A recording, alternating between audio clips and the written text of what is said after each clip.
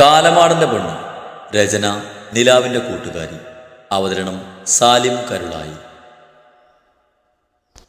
എന്ത് പറ്റി മോനെ അവൾക്ക്? അടഞ്ഞു കിടക്കുന്ന വാതിലിന് മുന്നിൽ വാടിയ മുഖത്തോടെ നിൽക്കുന്ന ശ്യാമനോട് ഇന്ദു ചോദിച്ചു. അത് പിന്നെ ഒന്നുമില്ല അമ്മായി, അവൾ വരുന്ന വഴിക്ക് ചെറുതായി പിണങ്ങി. ശ്യാമനപ്പോൾ സ്ത്രീയിലുണ്ടായ പെട്ടെന്നുള്ള മാറ്റം അവരോട് പറയാൻ തോന്നിയില്ല. കാരണം അത് ഈ വീട്ടിലുള്ള എല്ലാവരുടെയും ഇപ്പോഴുള്ള സന്തോഷം നഷ്ടപ്പെടുത്താൻ കാരണമാവുമെന്ന് അറിയാവുന്നത് കൊണ്ട് തന്നെ അവൻ കള്ളം പറഞ്ഞു. ആ കാര്യത്തും മോൻ സങ്കടപ്പെടേണ്ട. എത്രയൊക്കെ പുറമെ ധൈര്യശാലിയാണെങ്കിലും അവൾക്കിപ്പോൾ ഒറ്റയ്ക്ക് കിടക്കാൻ പേടിയാ. അതുകൊണ്ട് അതിൻ്റെ ഉള്ളിൽ അധികം നേരം ഇരിക്കാൻ അവൾക്ക് കഴിയില്ല. എന്തു ചിരിയോടെ പറഞ്ഞതും അവനും അവൾക്ക് ചിരിച്ചു കൊടുത്തു.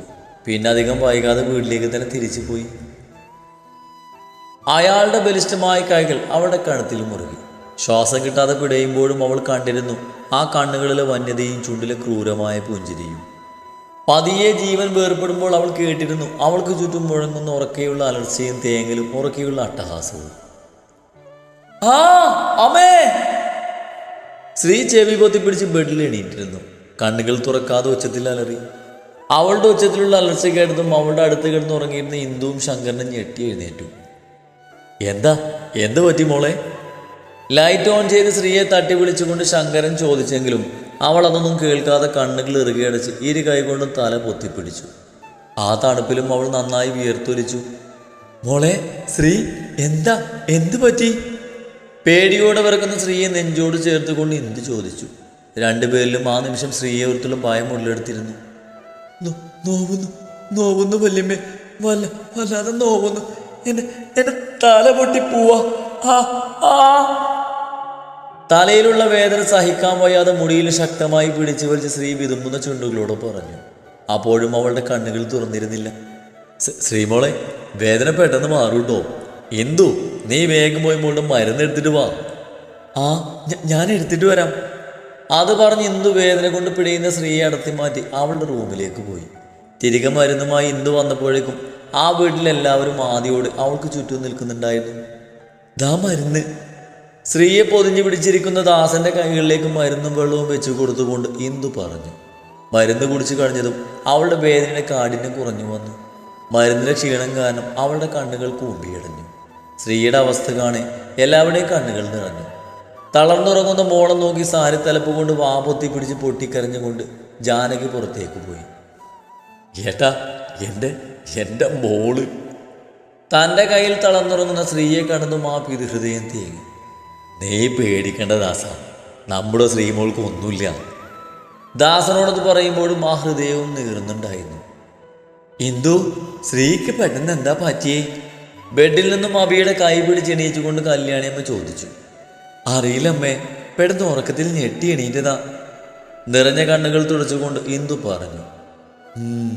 ദാസ, നീ പോയി കിടന്നോ, അവൾക്കിപ്പോൾ കുഴപ്പമൊന്നുമില്ലല്ലോ. അബി, നീ എന്നൊന്ന് റൂമിലാക്കിത്താ. അബിയുടെ കൈ പിടിച്ച് പോകുന്നതിനിടയിൽ കല്യാണി പറഞ്ഞു. ബെഡിലൊന്നും അറിയാതെ തളർന്നുറങ്ങുന്ന സ്ത്രീയെ നോക്കി നോവുന്ന മനസ്സോടെ ഉണ്ണിയും ആ മുറിവിട്ടിറങ്ങി. ഏട്ടാ!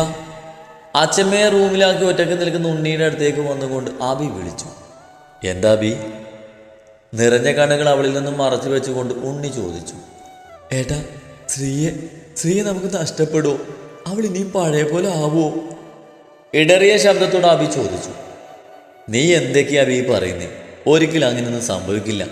അവളുടെ മനസ്സിൽ കഴിഞ്ഞു പോയതൊക്കെ ഓർമ്മിപ്പിക്കുന്ന എന്തോന്ന് നടന്നിട്ടുണ്ട്. അതാണ് ഇന്നിങ്ങനെ ഉണ്ടായത്. അപ്പോൾ അതിനർത്ഥം പഴയതെല്ലാം അവളുടെ മനസ്സിലുണ്ടെന്നല്ലേ? ഉണ്ണി പറഞ്ഞത് കേട്ട് അബി പേടിയോടെ ചോദിച്ചു. കുറച്ചെങ്കിലും അവളുടെ മനസ്സിൽ മായാതെ ഉണ്ടാകും. എന്താ ശരിക്കും അന്ന് നമ്മൾ ശ്രീമോൾക്ക് സംഭവിച്ചത്? അറിയില്ല. മുൻപ് ചോദിച്ചിട്ട് അവളൊന്നും വിട്ടു പറഞ്ഞിട്ടില്ല. നമുക്ക് ഷീതുവിനോട് ചോദിച്ചാലോ? എന്നാൽ സ്ത്രീയെ ആയിട്ട് നീ പ്രശ്നം ഇല്ലാതാക്കാൻ കഴിയില്ലേ? കാര്യമില്ല അബി, അവൾ സ്ത്രീയെ ഓർത്തൊന്നും പറയില്ല. നീ ഏതായാലും സ്ത്രീയോടൊന്നും ചോദിക്കണ്ട. ഇപ്പൊ പോയി ഉറങ്ങാൻ നോക്ക്.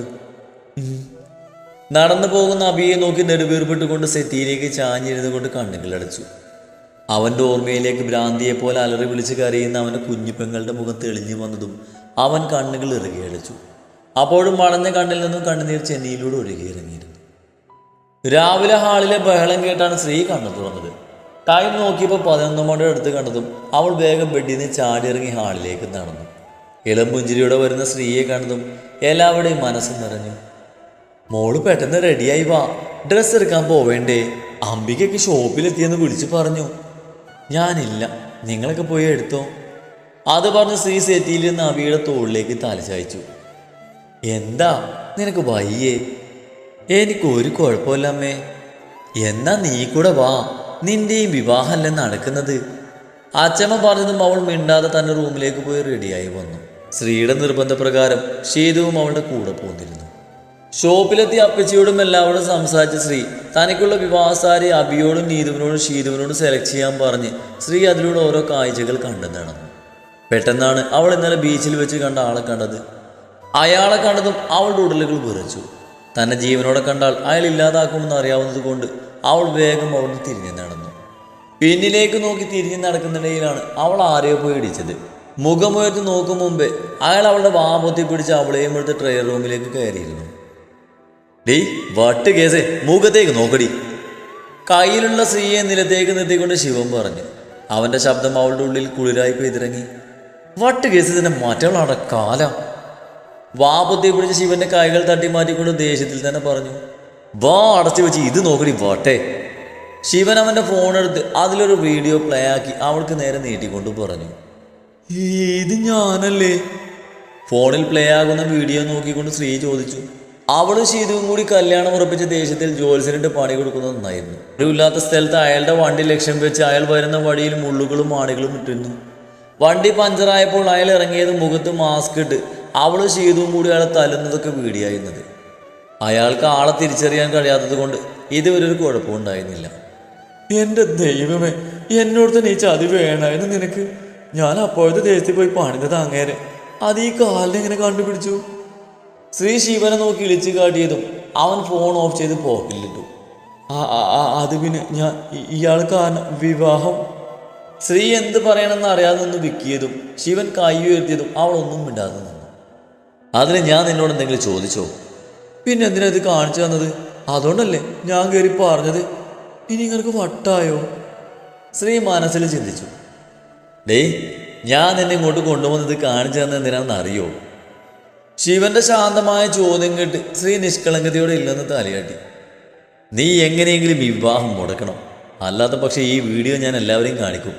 അറിയാലോ നിനക്ക് എല്ലാവരും ഇത് കണ്ടാലുള്ള അവസ്ഥ.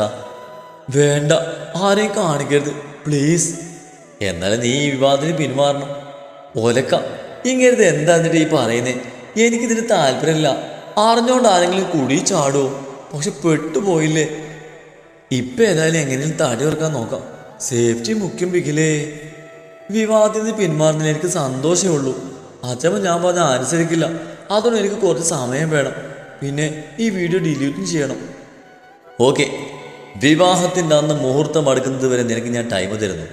വിവാഹം മുടങ്ങുന്ന അടുത്ത നിമിഷം തന്നെ ഞാൻ ഈ വീഡിയോ ഡിലീറ്റ് ചെയ്യും. പിന്നെ പറഞ്ഞ വാക്ക് പാലിച്ചില്ലെങ്കിൽ അറിയാലോ നിനക്ക് ഈ ശിവനെ. അവസാനമായപ്പോഴേക്കും അവൻ്റെ ശബ്ദം കടുത്തിരുന്നു. അതുകൊണ്ട് തന്നെ ശ്രീ അനുസരണയോട് തലയാട്ടി.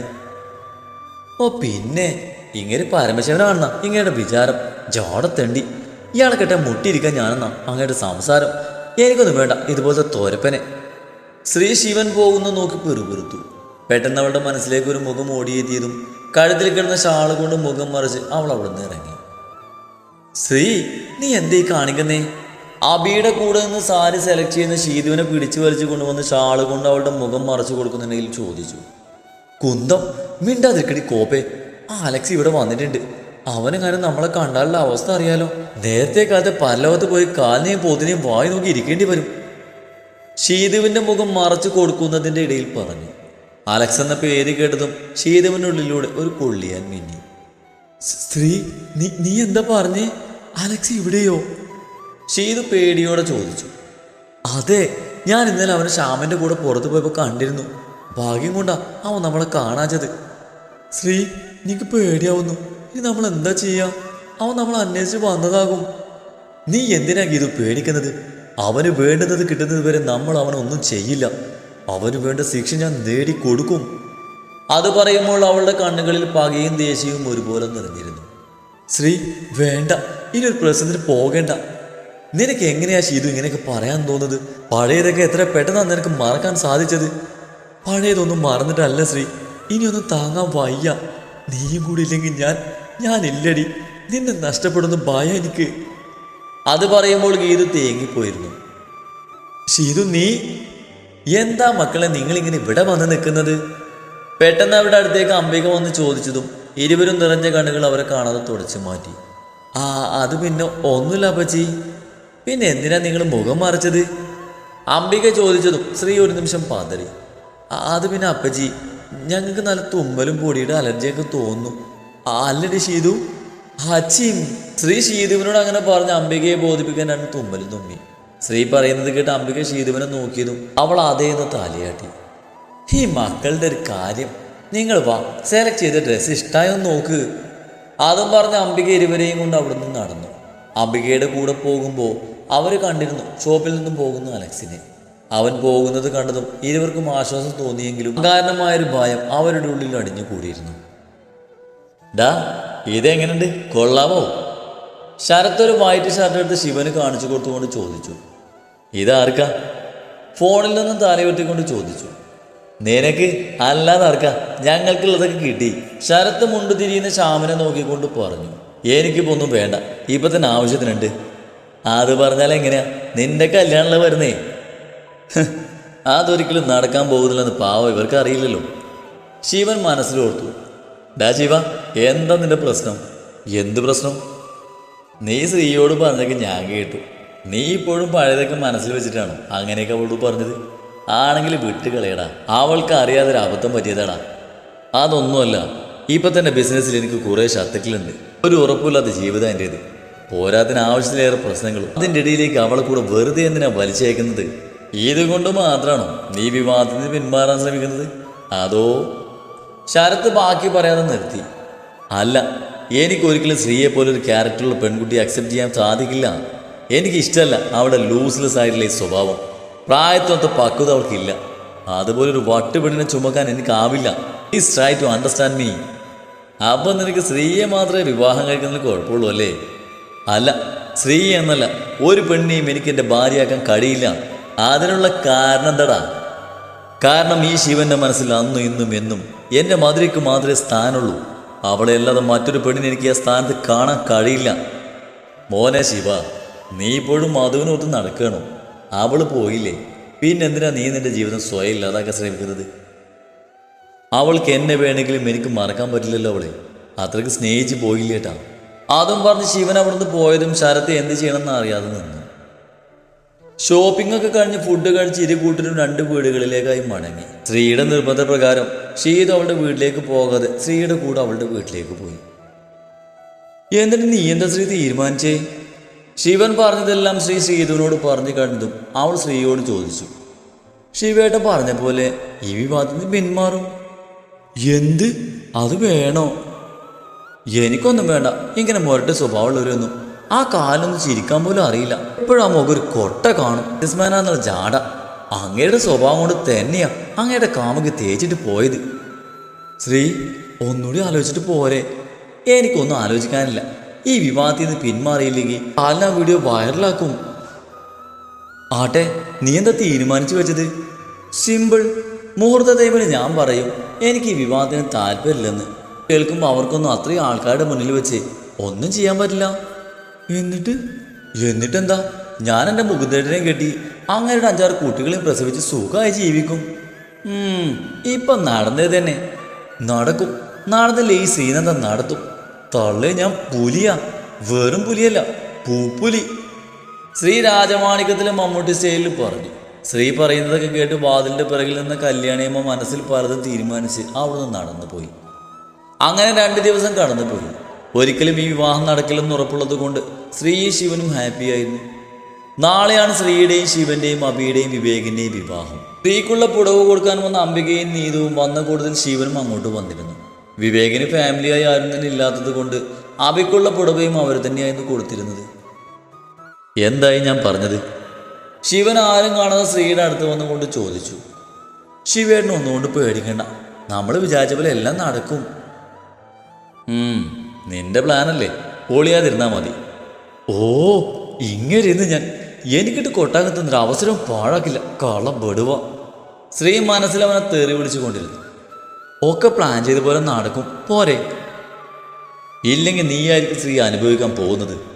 ശ്രീയെ നോക്കി അതും പറഞ്ഞ് ശിവൻ പോയപ്പോൾ അവൾ അവൻ്റെ കണ്ണുകളിൽ കണ്ട ഭാവം നിർവചിക്കാനാകാതെ നിന്നു.